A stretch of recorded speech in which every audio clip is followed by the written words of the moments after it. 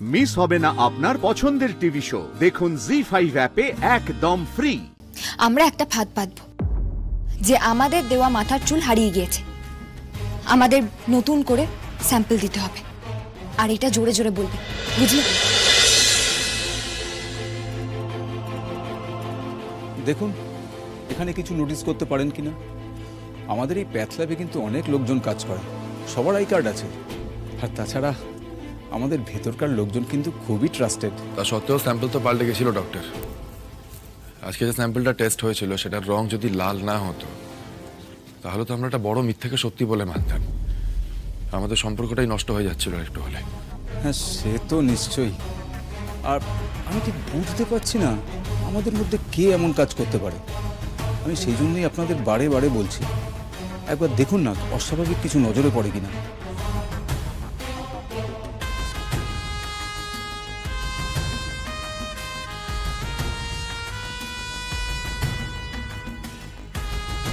Sir ওই দেখুন, কেউ নমুনাটা দেখছে। কোথায়? ওই তো। পজ পজ, রিমাইন্ড করুন, রিমাইন্ড করুন। পজ পজ,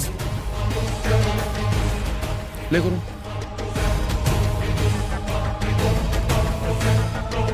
হ্যাঁ টেস্টিং এর জন্য একজন টেকনিশিয়ান স্যাম্পল তো নিয়েই ছিল, এটা তো অস্বাভাবিক কিছু নয়। আর যদি ড্রেসের কথা বলেন তাহলে সবার ড্রেস তো একই রকম, তাই না? এইভাবে দেখে কিছু বোঝা যাচ্ছে না। আচ্ছা আপনাদের এখানে যে আই কার্ডগুলো ওগুলো রেগুলার চেক হয়? না বোধ হয়। ইনফ্যাক্ট আমাদের এখানকার টেকনিশিয়ানরা যখন বাড়ি যায় অনেকে কার্ড রেখেও চলে যায়, আবার ঢোকার সময় পড়ে নেয়। তবে এবার থেকে বুঝতে পারছি সাবধানতা আরো বাড়াতে হবে। স্যার কেউ বাইরে থেকে এসেছিল, বুঝলেন তো? আমাদের ফাঁদ পাততে হবে। মানে এখানে কি ফাঁদ পাতবে তুমি? স্যার এই জিনিসটা তো স্পষ্ট যে কেউ আমাদের সম্পর্ক নষ্ট করে দিতে চাইছে, যে কারণেই হোক। এখন যদি তার কানে এই খবরটা যায় যে আমাদের মাথার চুলের নমুনা হারিয়ে গিয়েছে, আবার প্রথম থেকে সবটা করতে হবে, তাহলে নিশ্চয়ই সে আবার আসবে নমুনা পাল্টে দেওয়ার জন্য, যাতে আমাদের সম্পর্কটা এইভাবেই নষ্ট হয়ে যায়, আবার মিথ্যে রিপোর্ট বেরোয়। উনি ঠিকই বলছেন। স্যার আপনি সবার আগে তমাল দাদা, ধানু দিদি আর দি ভাইকে ফোন করুন। ফোন করে বলুন আমরা একটা ফাঁদ পাততে চলেছি, আর আসল রিপোর্টের কথাও জানান। কোনো ফাঁদ পাততে গেলে তো সবার সহযোগিতা চাই। আমি বরং ল্যাবের সবাইকে এক জায়গায় জড়ো হতে বলছি। আমি আসছি। সিকিউরিটি আমার সঙ্গে আসুন। স্যার এবার আপনি বাড়িতে ফোন করুন আর সবাইকে সবটা জানান।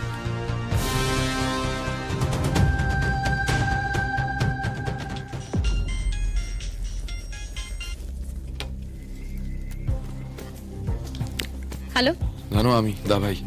দা ভাই? আস্তে চিৎকার করিস না। দা ভাই তোরা কোথায়? টেস্ট করিয়েছিস? স্পিকারে দিন না, কি বলছে? ধানুষর পুরো বিষয়টা একটা বড় সড় কনস্পিরেসি, ঠিক আছে? কেউ প্ল্যান করে চেষ্টা করছে আমার আর ফুলকির সম্পর্কটা নষ্ট করার। এখানে কি ওর প্যাথ ল্যাবেও আমার আর ফুলকির ডিএনএ টেস্টের রিপোর্ট 98% ম্যাচ এসেছিল। তারপর আমরা যখন স্যাম্পল চেক করতে গেলাম তখন দেখলাম যে ফুলকির যে হেয়ার স্যাম্পলটা দেওয়া আছে সেখানে যে চুলটা আছে সেই চুলের রং লাল। কি? লাল রং তো আমি করিয়েছিলাম আমার চুলে, ফুলকির চুলের রং তো লাল নয় দা ভাই। ভাগ্যিস ফুলকির চুলের রং লাল নয়, তাই এই যাত্রা আমরা বেঁচে গেলাম। আমাদের সোয়াব টেস্ট করা হলো, দেখা গেল 28% ম্যাচ। ফুলকি আমার বোন হতে পারে না জানো। আমি আর ফুলকি ভাই বোন নই, আর ফুলকি আমার মায়ের হারিয়ে যাওয়া কন্যা সন্তান নয়। থ্যাংক গড, থ্যাংক গড দা ভাই। আমারও মনে হচ্ছিল এটা একটা ষড়যন্ত্র। যেভাবে ফুলকিকে রুদ্রদা ওই বিরু বাচ্চার মেয়ে বলেছিল, ঠিক সেভাবেই ফুলকিকে আমাদের হারিয়ে যাওয়া বোন তৈরি করেছে। এটার পেছনে নিশ্চয়ই রুদ্রদা আছে, তুই দেখ গিয়ে। আমরা একটা ফাঁদ পাতব। তোমার কাছে যেন একটা ফোন গেছে যে আমাদের দেওয়া মাথার চুল হারিয়ে গিয়েছে, আবার নতুন করে পরীক্ষার জন্য আমাদের নতুন করে স্যাম্পল দিতে হবে, আর এটা জোরে জোরে বলবে, বুঝলে? আমরা তো রাস্তায় আছি, এটা তো সবাই জানে। তুমি আমাদের ল্যাবে ফিরে যাওয়ার জন্য ফোন করেছো, আমি জানি। এই কথাটা জামাইবাবুর কানে যাবে, আর জামাইবাবু ছুটে আসবেন এখানে। ভাবা যায়? তাই আমার কেন জানি না মনে হচ্ছিল আমার চিরুনিটা ঠিকঠাক জায়গায় নেই। আমার জিনিস একটু এদিক থেকে ওদিক হলেই আমার চোখে পড়ে। ধনু, তুই ফুলকির প্ল্যানটা বুঝলি? পুরো বিষয়টা দিদিকে বোঝায় ব্যাপারটা, আর ঠান্ডা মাথায়, ঠিক আছে? আচ্ছা আচ্ছা, ঠিক আছে ঠিক আছে। আচ্ছা আচ্ছা আচ্ছা, রাখছি। হ্যাঁ হ্যাঁ। এই কে ফোন করেছিল রে? নানু, রাত তো অনেক হয়েছে, ভাইরা এখনো ফেরেনি। ফেরেনি দি ভাই, জানিস কি হয়েছে? কি? কিওর ল্যাব থেকে ফোন করেছিল, ওরা নাকি দা ভাই আর ফুলকির ডিএনএ টেস্টের স্যাম্পল হারিয়ে ফেলেছে। কি? তবে আর বলছে কি ছোটদা ভাই, তুই একটা কাজ কর, তুই এক্ষুনি দা ভাইকে ফোন কর, ফোন করে দেখ ফোনে পাচ্ছিস কিনা। দা ভাইরা তো ল্যাবে বাড়ির নাম্বারই দিয়েছে। একটু ফোন করে বলবো তো ল্যাবে ফিরে যেতে। ল্যাব 24 ঘন্টা খোলা আছে, বল না আজকে গিয়ে যেন নতুন করে স্যাম্পলটা দিয়ে আসে, বল এক্ষুনি বল। বলছি দাঁড়া, বলছি।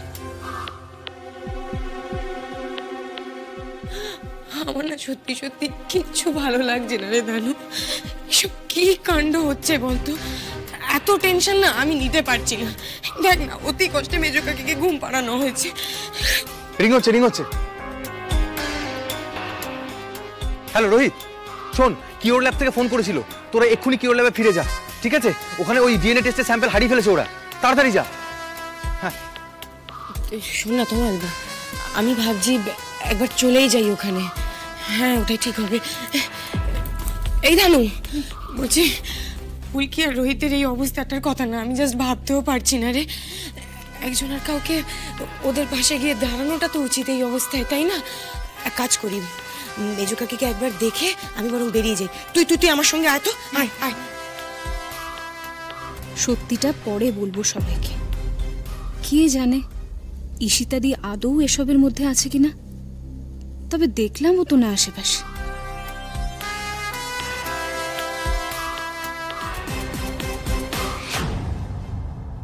কি ব্যাপার, এত রাতে জেগে আছো? তোমার নাকি থেকে থেকে শরীর খারাপ হয়ে যায়। হ্যাঁ, তোমার শরীর তো খারাপ হয়েই যায়, কারণ আজকে শিবরাত্রি তো, তাই প্রত্যেকটা স্ত্রীর মতন আজকে আমিও জেগে আছি। এনিওয়ে, তুমি তো তোমার মঙ্গল কামনা আমাকে করতে দিচ্ছ না, তাই জেনে তো আমি সরে থাকতে পারি না, তাই না? আমি ঠাকুর ঘরে যাচ্ছি। শোনো, মানে তুমি ডিসাইড করেই ফেলেছো যে তুমি এই নাটকগুলো করে যাবে, তাই তো? তোমার যা খুশি তুমি করতে পারো, জানো তো, কিন্তু আমাকে এতটুকুও গলাতে পারবে না, এই কথাটা মাথায় রেখো।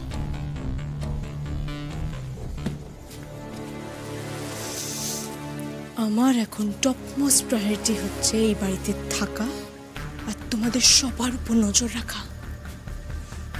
তাই জন্য তো তোমাকে বলতেই হবে তোমার রায়চৌধুরী। জি5 ডাউনলোড করুন আর সব এপিসোড দেখুন একদম ফ্রি।